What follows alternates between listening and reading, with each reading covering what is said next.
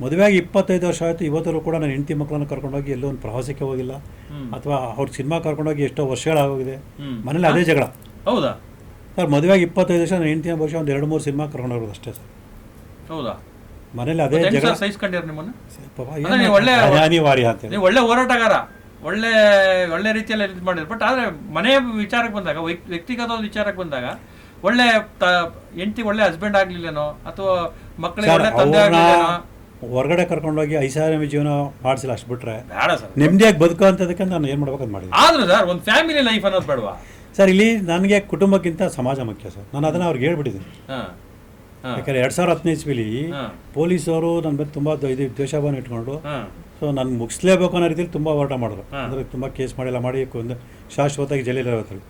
So ಆ ಸಂದರ್ಭದಲ್ಲಿ police ಅಧಿಕಾರಿಗಳು ನನ್ನ ಹೆಂಡ್ತಿನ ನನ್ನ ತಾಯಿನೆಲ್ಲ ಕರೆಸ್ಕೊಂಡು ಆಫೀಸ್ಗೆ ಅದರ ಮುಚ್ಚಳಿಕೆ ಬಸ್ಕೊಂಡು, ಇನ್ನು ಮುಂದೆ ಹೋರಾಟ ಮಾಡಬಾರ್ದು, ಪತ್ರಿಕೆಯಲ್ಲಿ ಪೊಲೀಸರ ಬಗ್ಗೆ ಬೇರೆ ಒಂದು ಮುಚ್ಚಳಿಕೆ ಬಸ್ಕೊಂಡೆಲ್ಲ ಮಾಡಿ ಕಳಿಸಿದ್ರು.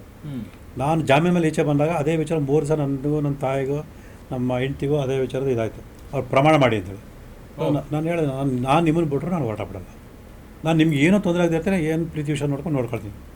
ಐಷಾರಾಮಿ ಜೀವನ ಅಂತ ಕೊಡೋಕ್ಕಾಗಲ್ಲ. ಆದರೆ ಸಾಮಾಜಿಕ ಹೋರಾಟ ಅಂತ ನಾನು ಬಿಡಲ್ಲ. ಇವತ್ತು ಕೂಡ ಮಾತಿಗೆ ಬದ್ಧವಾಗಿದ್ದೀರಾ? ಹೌದು ಸರ್. ಮನೆ ಬಿಡೋಕ್ಕೂ ರೆಡಿ ಇದ್ದೀರಾ ನೀವು? ಹೌದು, ಜೀವ ಬಿಡೋಕ್ಕೆ ರೆಡಿ ಇದ್ದೀನಿ. ಅಲ್ಲ ನೋಡಿ, ಸಮಾಜಕ್ಕೋಸ್ಕರ ಕುಟುಂಬ ಹಾಳಾದ್ರೆ ಅದೇನು ದೊಡ್ಡ ವಿಚಾರ ಅಲ್ಲ ಸರ್. ಹೌದಾ? ಕುಟುಂಬ ಹಾಳು ಮಾಡ ಸರ್, ವ್ಯಕ್ತಿಗತವಾಗಿ ನೆಮ್ಮದಿ ಹಾಳು ಮಾಡ್ಕೊಂಡು ನೀವು ಸಮಾಜ ಉದ್ಧಾರ ಮಾಡೋದ್ರಲ್ಲಿ ಏನು ಪ್ರಯೋಜನ ಸರ್? ನನಗೆ